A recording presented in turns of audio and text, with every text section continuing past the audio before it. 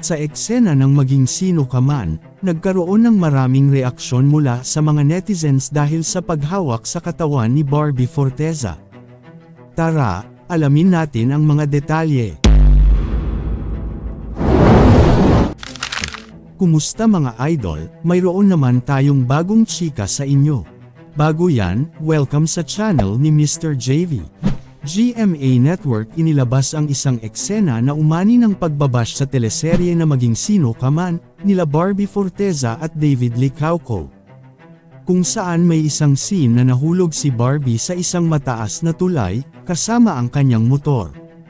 Sa taas ng kanyang binagsakan ay sigurado daw na basa ang buong katawan nito. Subalit pagkatapos niyang umahon mula sa tubig, tila tuyong-tuyo pa rin si Barbie ayon sa mga netizens. Sa isang post tungkol dito ay nag-viral ito sa social media, at umani ng 16K na mga shares, kasama ang hindi magagandang komento kay Barbie Forteza. Ang galing ng double niyan. Barbie left the group, nainis ako sa scene na yan, dami ko nang iniisip dumagdag pa yan. Comedy ba tong Maging Sino Ka Man? Nakalimutan ni Direk na basain ang buhok at damit, na halata tuloy ng manunood. Tapos naka-helmet pa pag-ahon, what a movie only in the Philippines. Pati buhok di man lang nagulo, taray sanaul pag nahulog sa ilog. Kaya nakakatamad manood sa GMA.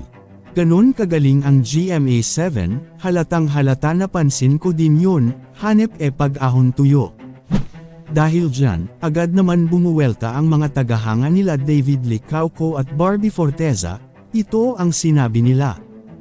Wala kang pake, kasi nga taga-ibang network ka, kaya ganyan ka basher. Ang dami alam, manood na lang kayo or wag nyo na lang panoorin daming kuda. Barbie, wala ka kasalanan dito, love ka namin. Nice and good job idol, inggit lang sila best actress ang idol ko. The best actress of the Maging Sino Ka Man. I started love Barbie, dahil dito husay galing na actress. Makikita sa video na binuhusan pa talaga ng tubig si Barbie Forteza, hindi lang ang kanyang jacket pati na rin ang kanyang panloob, habang binubuhusan siya ng tubig umiiyak pa ito. Dito nga ay humanga ang taga-suporta kay Barbie Forteza sa husay nitong pag-arte.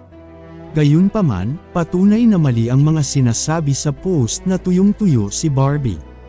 Sadyang hindi lang talaga nahalata na nabasa ang kanyang jacket. Sa halip, ito'y isang mahusay na pagganap na nagpapakita kung gaano ka-professional na actress si Barbie Forteza, sa kabila ng mga hamon sa kanilang mga eksena. Kayo mga idol, ano ang masasabi nyo sa chika topic natin ngayon? At syempre bago tayo magtapos sa ating video, ay inaanyayahan ko kayo na mag-like sa ating Facebook at mag-subscribe na rin sa YouTube, dahil malaking tulong na ito sa pag-grow ng aking channel, upang mas lalo pa ako na magsipag sa pag-upload ng mga videos na kagaya nito. Hindi naman ako nagmamakaawa sa inyo mga idol, pero sana maawa na kayo. Hanggang dito na lang ang ating video, maraming salamat sa inyong pagtambay, bye-bye!